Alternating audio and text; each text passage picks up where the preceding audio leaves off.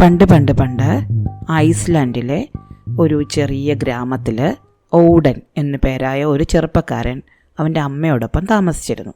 ഇവർ വലിയ ദരിദ്രരായിരുന്നു. അമ്മയും മകനും മാത്രമാണ് താമസം. ഈ ഐസ്ലൻഡ് ഭരിച്ചിരുന്നത് നോർവേയും ഡെൻമാർക്കും ചേർന്നായിരുന്നു. ഓഡന് ദൂരെ യാത്ര ചെയ്യണം, ദൂരദേശങ്ങളൊക്കെ കാണണം, മറ്റുള്ള ആൾക്കാരോട് പരിചയപ്പെടണം എന്നൊക്കെ ആഗ്രഹമുണ്ടായിരുന്നെങ്കിലും തൻ്റെ പാവപ്പെട്ട അമ്മയെ വീട്ടിൽ ഒറ്റയ്ക്കാക്കി ഇട്ടിട്ട് പോരാൻ അവന് മനസ്സുണ്ടായിരുന്നില്ല. അവസരം കിട്ടുകയാണെങ്കിൽ ലോകപരിചയം നേടണം എന്ന ആഗ്രഹത്തോടെ അവൻ അമ്മയോടൊപ്പം അവൻ്റെ ചെറിയ കുടിലിൽ കഴിഞ്ഞു. അവന് അച്ഛനില്ല, മറ്റ് ബന്ധുക്കൾ ആരുമില്ല, സഹായത്തിന് ആരുമില്ല. അവൻ പലപ്പോഴും അമ്മയോട് പറയും, അമ്മേ അവസരം കിട്ടുകയാണെങ്കിൽ ഞാൻ നാടൊക്കെ ഒന്ന് ചുറ്റി കണ്ടിട്ട് വരും കേട്ടോ എന്ന്.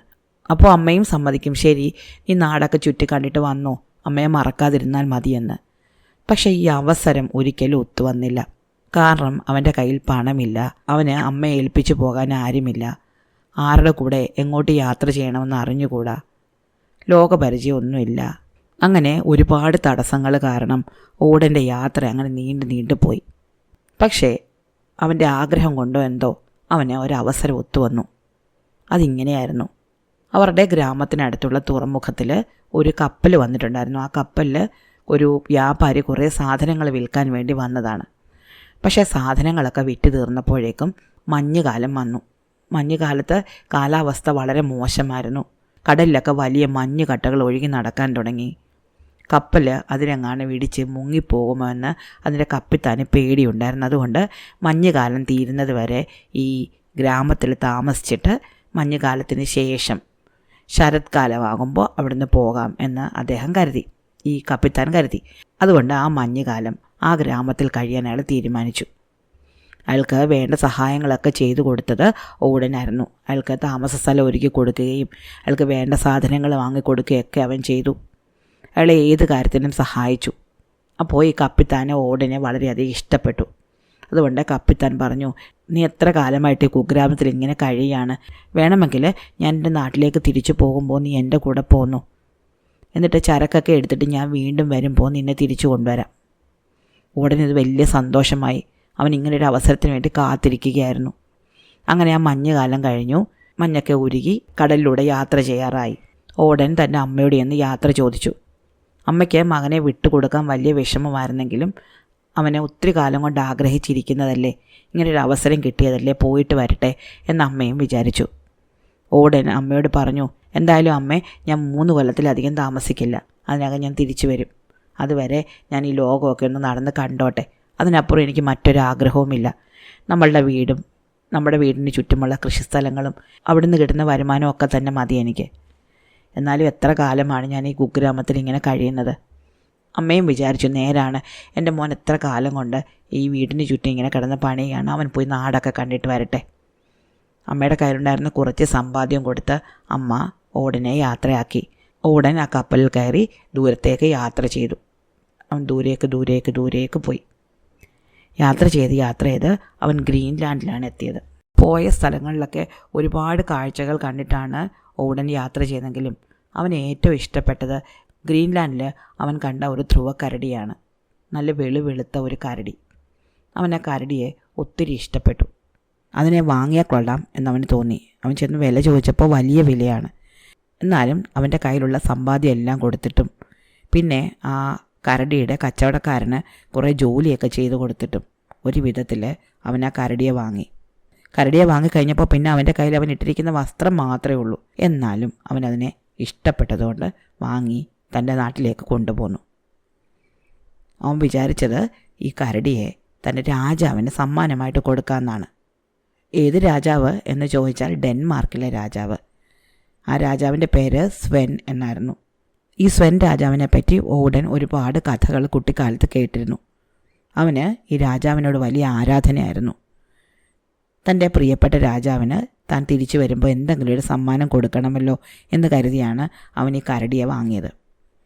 എന്തായാലും ഈ കരടിയുമായിട്ട് അവൻ തിരിച്ച് കപ്പലിൽ തൻ്റെ നാട്ടിൽ തിരിച്ചെത്തിയ കപ്പൽ നങ്കൂരമിട്ടത് നോർവേയുടെ തീരത്തായിരുന്നു. നോർവേയുടെ തീരത്ത് ഓടൻ ഇറങ്ങിയപ്പോൾ തന്നെ വാർത്ത നോർവേയിലെ രാജാവായ ഹാരാൾഡിൻ്റെ ചെവിയിലെത്തി. ഐസ്ലാൻഡിലെ താമസക്കാരനായ ഓടൻ ഒരു ഭംഗിയുള്ള മൃഗവുമായിട്ട് തൻ്റെ തുറമുഖത്ത് വന്ന് ഇറങ്ങിയിട്ടുണ്ട്. രാജാവിന് ആ മൃഗത്തിനെ കാണണം എന്ന് വലിയ ആഗ്രഹം തോന്നി. നാട്ടിലെല്ലാവരും ആ മൃഗത്തിൻ്റെ വിശേഷങ്ങളാണ് പറയുന്നത്. നല്ല വെളുത്ത കരടി, പഞ്ഞി പോലെയുള്ള രോമങ്ങൾ, നല്ല വലിപ്പം, കണ്ടാൽ പോറ്റി വളർത്താൻ കൊതിയാവും, എന്നാൽ പേടിയുമാവും. ഉടൻ തന്നെ ഹാരാൾഡ് രാജാവ് ഒരു ദൂതനെ തുറമുഖത്തേക്ക് അയച്ചു. ഓടൻ ആ കരടിയുമായിട്ട് കൊട്ടാരത്തിൽ ഹാജരാകണം എന്നറിയിക്കാനായിരുന്നു ആ സന്ദേശം അയച്ചത്. രാജാവ് തന്നെ കാണാൻ ആഗ്രഹിക്കുന്നു എന്നറിഞ്ഞ ഉടൻ തന്നെ ഓടൻ കൊട്ടാരത്തിലേക്ക് ഓടിയെത്തി രാജാവിനെ മുഖം കാണിച്ചു.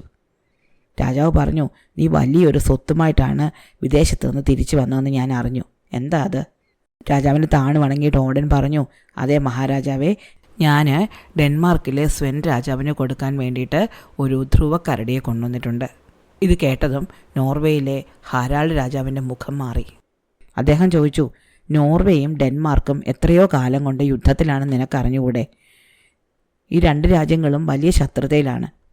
അപ്പോൾ ഇവിടെ എൻ്റെ തുറമുഖത്തിൽ വന്നിറങ്ങിയ നീ ഈ സമ്മാനം ഡെൻമാർക്കിലേക്ക് കൊണ്ടുപോകുന്നതിൽ എന്ത് ന്യായമാവുള്ളത്? രാജാവിൻ്റെ മുഖത്ത് ദേഷ്യം കണ്ടപ്പോഴേ ചുറ്റുമുണ്ടായിരുന്ന ഭടന്മാർ അവരുടെ വാൾപ്പിടിയിൽ കൈവച്ചു. ഏത് നിമിഷവും അത് ഊരി ഓടന് തലവെട്ടാൻ അവർ തയ്യാറായി നിന്നു. ഓടൻ ആദ്യം ഒന്ന് പതറി, എന്നാലും അവൻ ധൈര്യം സംഭരിച്ചു പറഞ്ഞു, എനിക്കറിയാം മഹാരാജാവേ, പക്ഷേ വളരെ കാലമായിട്ട് ഡെൻമാർക്കിലെ സ്വെൻ രാജാവിനെ പറ്റിയുള്ള കഥകൾ കേട്ട് വളർന്ന എനിക്ക് അദ്ദേഹത്തിനോട് വലിയ ആരാധനയാണ്. അദ്ദേഹത്തിനൊരു സമ്മാനം കൊടുക്കണം എന്ന് കരുതി ഞാൻ വാങ്ങിക്കൊണ്ട് വന്നതാണ് ഈ കരടിയെ. അപ്പോൾ ഹാരാൾഡ് രാജാവ് ചോദിച്ചു, നീ ഏത് രാജാവിൻ്റെ മുന്നിൽ നിന്നാണ് ഈ സംസാരിക്കുന്നത്? നിനക്ക് വല്ല ബോധ്യവുമുണ്ടോ? ഓടൻ പറഞ്ഞു, എനിക്കറിയാം മഹാരാജാവേ, ഞാൻ മഹാനായ ഹാരാൾഡ് രാജാവിൻ്റെ മുന്നിൽ നിന്നാണ് സംസാരിക്കുന്നത്. അദ്ദേഹം എന്നോട് ക്ഷമിക്കും എന്ന് തന്നെയാണ് എൻ്റെ പ്രതീക്ഷ. രാജാവ് പറഞ്ഞു, ശരി, ഞാൻ നിന്നോട് ക്ഷമിച്ചിരിക്കുന്നു. പക്ഷേ ഒരു കാര്യമുണ്ട്. നീ നിൻ്റെ വിലപ്പെട്ട സമ്മാനം സ്വെൻ രാജാവിന് തന്നെ കൊണ്ടുപോയി കൊടുത്തോളൂ. പക്ഷേ അവിടെ നിന്ന് നിനക്ക് എന്ത് സമ്മാനം കിട്ടിയാലും അതെന്താണ് എന്ന് എന്നോട് വന്ന് പറഞ്ഞിട്ടേ നീ നിൻ്റെ വീട്ടിലേക്ക് പോകാവൂ. ഓടൻ സമ്മതിച്ചു. അവൻ പറഞ്ഞു, ഞാൻ ഒരു പ്രതിഫലവും പ്രതീക്ഷിച്ചിട്ടല്ല ഈ സമ്മാനം സ്വെൻ രാജാവിന് കൊടുക്കാൻ പോകുന്നത്. എന്നാലും എനിക്ക് എന്തെങ്കിലും കിട്ടിയാൽ അതെന്താണ് എന്ന് ഞാനിവിടെ ഒന്ന് പറഞ്ഞുകൊള്ളാം. ഇതും പറഞ്ഞുകൊണ്ട് ഓടൻ തൻ്റെ കരടിയുമായിട്ട് ഡെൻമാർക്കിലേക്ക് പോയി. യാത്ര കഠിനമായിരുന്നു. കരടിയും കൊണ്ടാണ് പോകുന്നത്. നടന്നു പോകാൻ പറ്റില്ല.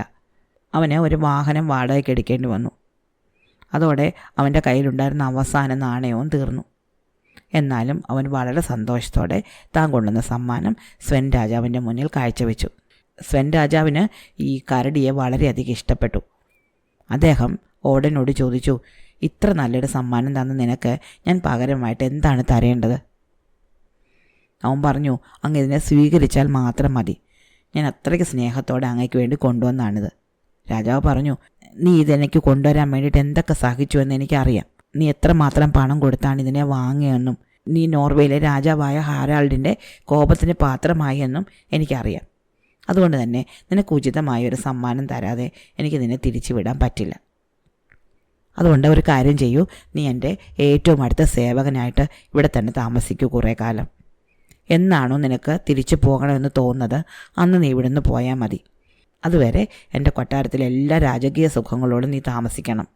ഉടന് ഇതിൽ പരമൊരു സന്തോഷമില്ല. അവന് ഒരു കൊട്ടാരത്തിൽ താമസിക്കാൻ അവസരം കിട്ടിയല്ലോ. അവൻ സന്തോഷത്തോടെ രാജാവിനൊപ്പം ആ കൊട്ടാരത്തിൽ താമസമായി. കുറേ മാസങ്ങൾ അവനിവിടെ താമസിച്ചു. കണക്ക് കൂടി നോക്കിയപ്പോൾ വീട്ടിൽ നിന്നിറങ്ങിയിട്ട് 3 വർഷമാകാറായി. 3 വർഷം ആകുന്നതിനകം വീട്ടിലെത്താമെന്ന് അമ്മയ്ക്ക് വാക്ക് കൊടുത്തിട്ടാണല്ലോ വന്നത്. അതുകൊണ്ട് തന്നെ ഒരു ദിവസം അവൻ രാവിലെ എഴുന്നേറ്റ് ചെന്ന് സ്വെൻ രാജാവിനെ മുഖം കാണിച്ചു. എന്നിട്ട് പറഞ്ഞു, അങ്ങൊന്നേ എനിക്ക് എൻ്റെ വീട്ടിലേക്ക് തിരിച്ചു പോകണം. എൻ്റെ അമ്മ എന്നെ കാത്തിരിക്കുകയാണ്. 3 കൊല്ലമാണ് ഞാൻ അമ്മയോട് സമയം ചോദിച്ചത്. ആ 3 കൊല്ലത്തെ സമയം കഴിഞ്ഞു. എനിക്കിനി എൻ്റെ അമ്മയ്ക്കൊപ്പം ജീവിച്ചാൽ മതി. രാജാവ് പറഞ്ഞു, നിനക്ക് അതാണ് ആഗ്രഹമെങ്കിൽ ഞാൻ നിന്നെ തടയില്ല. പക്ഷേ നിനക്ക് എന്ത് സമ്മാനം വേണം എന്നെന്നോട് പറയൂ. നിനക്ക് പ്രതിഫലമായിട്ട് ഞാൻ എന്തെങ്കിലും തന്നു വിടുന്നുണ്ട്. അവൻ പറഞ്ഞു, എനിക്കൊന്നും വേണ്ട. അങ്ങ് ഇത്ര കാലം അങ്ങയുടെ കൊട്ടാരത്തിൽ അങ്ങയോടൊപ്പം താമസിക്കാൻ എന്നെ അനുവദിച്ചല്ലോ. അങ്ങയെ ഒന്ന് കാണണം എന്ന് മാത്രമായിരുന്നു എൻ്റെ കൊതി. എനിക്ക് അങ്ങയോടൊപ്പം ഇത്ര ദിവസം താമസിക്കാൻ സാധിച്ചത് തന്നെ വലിയ ഭാഗ്യമായി. ഇനി ഞാൻ തിരിച്ചു പോകട്ടെ. രാജാവ് അവനെയും കൂട്ടി തുറമുഖത്തിലേക്ക് നടന്നു. അവിടെ കുറേ കപ്പലുകൾ കിടപ്പുണ്ടായിരുന്നു. അദ്ദേഹം ആ കപ്പലുകൾ ചൂണ്ടിക്കാണിച്ചിട്ട് ചോദിച്ചു, നിനക്ക് ഇതിലേത് കപ്പലാണ് ഏറ്റവും ഇഷ്ടപ്പെട്ടത്? അവൻ ആ കപ്പലുകളെല്ലാം നോക്കി. അതിൽ കാണാൻ ഏറ്റവും ഭംഗിയുള്ള ഇഷ്ടപ്പെട്ട ഒരു കപ്പൽ ചൂണ്ടിക്കാണിച്ചിട്ട് അവൻ പറഞ്ഞു, ഞാൻ നോക്കാം, ആ കപ്പലാണ് ഞാൻ കണ്ടതിൽ ഏറ്റവും ഭംഗിയുള്ള കപ്പൽ. അപ്പോൾ രാജാവ് പറഞ്ഞു, എന്നാൽ ആ കപ്പൽ ഇനി മുതൽ നിൻ്റേതാണ്. ഒരുപക്ഷെ നീ വാങ്ങിയ കരടിക്ക് ആ കപ്പലിനോളം വിലയൊന്നും ഉണ്ടാവില്ല. പക്ഷെ നീ എന്നോട് കാണിച്ച സ്നേഹമുണ്ടല്ലോ, നിൻ്റെ കയ്യിലുള്ള അവസാനത്തെ നാണയവും കൊടുത്ത് എനിക്ക് വേണ്ടി ഒരു സമ്മാനം കൊണ്ടുവരാൻ നിനക്ക് തോന്നിയല്ലോ, അതിന് ഈ കപ്പലൊന്നും മതിയാവില്ല. എന്തായാലും നീ കപ്പൽ സ്വീകരിക്കണം. ഓടൻ മനസ്സില്ല മനസ്സോടെ ആ കപ്പൽ സ്വീകരിക്കാം എന്ന് തീരുമാനിച്ചു. അപ്പോൾ രാജാവ് ചോദിച്ചു, ഈ കപ്പൽ ഞാൻ നിനക്ക് വെറുതെ തരില്ല. ഈ കപ്പൽ നിറയെ ഞാൻ എന്താ നിനക്ക് നിറച്ച് തരേണ്ടത്? ഓടൻ പറഞ്ഞു, അയ്യോ എനിക്കൊന്നും വേണ്ട, അങ്ങ് ഈ കപ്പൽ തന്നെ തന്നല്ലോ, വലിയ കാര്യമായി. അപ്പോൾ രാജാവ് പറഞ്ഞു, ഇല്ല, ഞാൻ ഈ കപ്പൽ മാത്രമായിട്ട് നിനക്ക് തരില്ല, അതെനിക്ക് വിഷമമാണ്. ഈ കപ്പലിൽ നിറയെ ഏറ്റവും വിലപിടിപ്പുള്ള ചരക്കുകൾ നിറയ്ക്കാൻ ഞാൻ എൻ്റെ സേവകരോട് പറയും. അങ്ങനെയാണെങ്കിൽ നിനക്കത് കച്ചവടം ചെയ്ത് ഇനിയുള്ള കാലം ജീവിക്കാമല്ലോ. രാജാവിൻ്റെ ഈ മഹാമനസ്കതയിൽ ഓടൻ അത്ഭുതപ്പെട്ടു പോയി. അങ്ങനെ രാജാവിൻ്റെ സേവകർ ഏറ്റവും വിലപിടിപ്പുള്ള വസ്തുക്കൾ കൊണ്ട് ആ കപ്പൽ നിറച്ചു. ഓടൻ കപ്പലിൽ കയറി തൻ്റെ വീട്ടിലേക്ക് പോകാനൊരുങ്ങി. അപ്പോൾ രാജാവ് അവൻ്റെ ഒപ്പം ആ കപ്പലിനടുത്ത് വരെ ചെന്നു. എന്നിട്ട് പറഞ്ഞു, അപ്പോഴും എനിക്കൊരു സംശയമുണ്ട്. ഈ കപ്പൽ പോകുന്ന വഴിക്ക് വലിയ കാറ്റിലോ കോളിലോ വല്ലതും പെട്ട് അങ്ങ് മുങ്ങിപ്പോയാലോ? അപ്പോൾ ഇതെല്ലാം നിനക്ക് നഷ്ടമാവില്ലേ? നിനക്ക് നീന്തൽ അറിയാവുന്നതുകൊണ്ട് നീ നീന്തി കരയിൽ കയറുമായിരിക്കും, പക്ഷേ നിൻ്റെ കയ്യിലൊന്നും ഉണ്ടാവില്ല. ഇതും പറഞ്ഞുകൊണ്ട് രാജാവ് വലിയൊരു സഞ്ചി എടുത്ത് ആ സഞ്ചിയിൽ നിറയെ സ്വർണ്ണ നാണയങ്ങൾ നിറച്ച് ഓടൻ്റെ അരയിൽ കെട്ടിവെച്ചു കൊടുത്തു. എന്നിട്ട് പറഞ്ഞു, നീ നീന്തി കയറുമ്പോൾ നിൻ്റെ കയ്യിൽ കുറച്ച് പണം ഉണ്ടാവണമല്ലോ, അതിനു വേണ്ടി ഇതിരിക്കട്ടെ. ഈ ദയയിൽ ഓടൻ അത്ഭുതപ്പെട്ടു പോയി. അവൻ കപ്പലിൽ കയറാൻ നേരത്ത് രാജാവ് വീണ്ടും അവൻ്റെ കയ്യിൽ പിടിച്ചു. എന്നിട്ട് പറഞ്ഞു, കപ്പൽ മുങ്ങിപ്പോയി. നീ കരയിൽ നീന്തി കയറുമ്പോൾ ആരെങ്കിലും കള്ളന്മാർ വന്ന് നിന്നെ കൊള്ളയടിച്ചാലോ? നിൻ്റെ കയ്യിൽ ഈ പണസഞ്ചി അവർ തട്ടിയെടുത്താലോ? അപ്പോഴും നിനക്കൊന്നും ഇല്ലാതാവില്ലേ? അതുകൊണ്ട് ഞാൻ നിനക്കൊരു സമ്മാനം തരാം. രാജാവ് തൻ്റെ കയ്യിൽ കിടന്ന മോതിരം ഊരി അവൻ്റെ കയ്യിലിട്ട് കൊടുത്തു. എന്നിട്ട് പറഞ്ഞു, ഈ മോതിരം വിലപിടിപ്പുള്ളതാണ്. എല്ലാം നഷ്ടപ്പെട്ടാലും ഒരു പക്ഷേ ഈ മോതിരമെങ്കിലും നിൻ്റെ കയ്യിൽ കാണും. എൻ്റെ സ്നേഹത്തിൻ്റെ അടയാളമായിട്ട് ഈ മോതിരം നിൻ്റെ കയ്യിൽ കിടക്കട്ടെ. പിന്നെ നിനക്ക് എപ്പോഴാണോ വളരെയധികം സ്നേഹം ആരോടെങ്കിലും തോന്നുന്നത്, ആ ആൾക്ക് നിനക്ക് ഈ മോതിരം സമ്മാനമായിട്ട് കൊടുക്കാവുന്നതാണ്.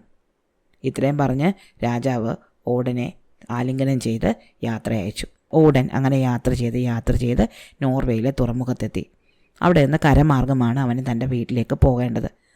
അവിടെ ചെന്നപ്പോൾ അവൻ ഹാരാൾഡ് രാജാവിന് കൊടുത്ത വാക്കോർത്തു. തനിക്ക് എന്ത് പ്രതിഫലം കിട്ടിയാലും അത് അദ്ദേഹത്തിനോട് ചെന്ന് പറയാം എന്ന് അവൻ വാക്ക് കൊടുത്തിരുന്നല്ലോ. അവൻ നേരെ ഹാരാൾഡ് രാജാവിൻ്റെ കൊട്ടാരത്തിലേക്ക് ചെന്നു. ഹാരാൾഡ് രാജാവ് അവനെ കണ്ടപ്പോഴേ തിരിച്ചറിഞ്ഞു. ഓ ഓടൻ, നീ വന്നോ? വരൂ, എന്നോട് പറയും, എന്തൊക്കെയാണ് ഡെൻമാർക്കിലെ വിശേഷം? സ്വെൻ രാജാവ് നിനക്ക് എന്താ തന്നത്? ഓടൻ പറഞ്ഞു, സ്വെൻ രാജാവ് എന്നെ അദ്ദേഹത്തിനോടൊപ്പം താമസിക്കാൻ അനുവദിച്ചു. അദ്ദേഹത്തിൻ്റെ കൊട്ടാരത്തിൽ അദ്ദേഹം അനുഭവിക്കുന്ന എല്ലാ സുഖസൗകര്യങ്ങളും അനുഭവിച്ചുകൊണ്ട് അദ്ദേഹത്തിൻ്റെ ഏറ്റവും അടുത്ത സേവകനായിട്ട് ഞാൻ കഴിഞ്ഞു. അതാണ് എനിക്ക് അദ്ദേഹം തന്ന ആദ്യത്തെ സമ്മാനം. അപ്പോൾ ഹാരാൾഡ് രാജാവ് പറഞ്ഞു, ഓ, സ്വെൻ രാജാവ് അങ്ങനെ ചെയ്തോ? ഞാനായിരുന്നെങ്കിലും അങ്ങനെയൊക്കെ തന്നെ ചെയ്തേനെ. അപ്പോൾ ഓടൻ പറഞ്ഞു, അദ്ദേഹം അത് മാത്രമല്ല അങ്ങ് തന്നത്. ഞാൻ പോരാൻ നേരത്ത് അദ്ദേഹം ഒരു കപ്പൽ നിറയെ വിലപിടിപ്പുള്ള ചരക്കുകൾ നിറച്ച് ആ കപ്പൽ എനിക്ക് സമ്മാനമായിട്ട് തന്നു. ഇത് കേട്ട ഹാരാൾഡ് രാജാവ് പറഞ്ഞു, ഓ, സ്വെൻ അങ്ങനെയും ചെയ്തോ? അദ്ദേഹത്തിൻ്റെ സ്ഥാനത്ത് ഞാനായിരുന്നെങ്കിലും അങ്ങനെയൊക്കെ തന്നെ ചെയ്തേനെ. കാരണം നീ അത്രയധികം സ്നേഹത്തോടെയല്ലേ ഒരു കരടിയെ വാങ്ങിക്കൊണ്ട് വന്നത്. അപ്പോൾ ഓടൻ പറഞ്ഞു, അത് മാത്രമല്ല അങ്ങുന്നേ, ഞാൻ കപ്പലിൽ കയറാൻ നേരത്ത് അഥവാ കപ്പൽ മുങ്ങിപ്പോയാൽ എനിക്കൊന്നുമില്ലാതായി പോകാതിരിക്കാൻ വേണ്ടിയിട്ട് അദ്ദേഹം വലിയൊരു സഞ്ചി നിറയെ പണവും എനിക്ക് തന്നു. അപ്പോൾ ഹാരാൾഡ് രാജാവ് ചോദിച്ചു, ഓ, സ്വെൻ അത്രയധികം ചിന്തിച്ച് കാര്യങ്ങൾ ചെയ്യുന്നവനാണോ? കൊള്ളാമല്ലോ, പിന്നെന്തെങ്കിലും തന്നോ നിനക്ക്? ഓടൻ തൻ്റെ കയ്യിലെ മോതിരം കാണിച്ചു കൊടുത്തു. അദ്ദേഹത്തിൻ്റെ ഓർമ്മയ്ക്കായിട്ടും എനിക്ക് ഒന്നുമില്ലാതായി പോയാൽ എന്തെങ്കിലും കയ്യിലുണ്ടാകാൻ വേണ്ടിയിട്ടും അദ്ദേഹം ഈ മോതിരം കൂടി എനിക്ക് തന്നു. എനിക്ക് ആരോടെങ്കിലും വളരെയധികം സ്നേഹം തോന്നുകയാണെങ്കിൽ അവർക്ക് മാത്രമേ ഈ മോതിരം കൊടുക്കാവൂ എന്നാണ് അദ്ദേഹം എന്നോട് പറഞ്ഞത്. ഞാൻ ഈ മോതിരം അങ്ങേക്ക് സമ്മാനമായിട്ട് തരികയാണ്. കാരണം അങ്ങേക്ക് എന്നെ തടഞ്ഞു വെക്കാമായിരുന്നു. അങ്ങയുടെ തുറമുഖത്ത് നിന്നാണ് ഞാൻ ആ ധ്രുവക്കരടിയുമായിട്ട് ഡെൻമാർക്കിലേക്ക് പോയത്. അങ്ങ് എന്നെ തടഞ്ഞില്ല. അതുകൊണ്ട് തന്നെ അങ്ങയുടെ ഉദാരതയും അങ്ങയുടെ സ്നേഹവും എൻ്റെ മനസ്സിൽ തട്ടി. ഞാൻ ഈ മോതിരം അങ്ങേക്ക് തരികയാണ്. ഹാരാൾഡ് രാജാവ് വളരെയധികം അത്ഭുതപ്പെട്ടു പോയി. ഓടനെ പോലെ സുമനസ്സായ സ്നേഹമയനായ ഒരു ചെറുപ്പക്കാരനെ മറ്റെങ്ങും കണ്ടിട്ടില്ല എന്ന് ഹാരാൾഡിന് തോന്നി. ആ മോതിരം ഹാരാൾഡ് രാജാവിന് കൊടുത്തിട്ട് ഓടൻ തൻ്റെ അമ്മയെ കാണാൻ വേണ്ടി ഇറങ്ങി. സന്തുഷ്ടനായ ഹാരാൾഡ് രാജാവ് സ്വൻ രാജാവ് ഓടന് കൊടുത്ത സമ്മാനങ്ങൾ എത്രയുമാണോ അത്രയും തന്നെ സമ്മാനങ്ങൾ അവന് കൊടുത്തു. അങ്ങനെ ഇരട്ടി സമ്മാനങ്ങളുമായിട്ട് ഓടൻ തൻ്റെ അമ്മയുടെ അടുത്തേക്ക് തിരിച്ചുപോയി. അമ്മയും മകനും പിന്നീടുള്ള കാലം സുഖമായിട്ട് ജീവിച്ചു. ഇഷ്ടമായോ കഥ? അടുത്ത കഥ അടുത്ത ദിവസം.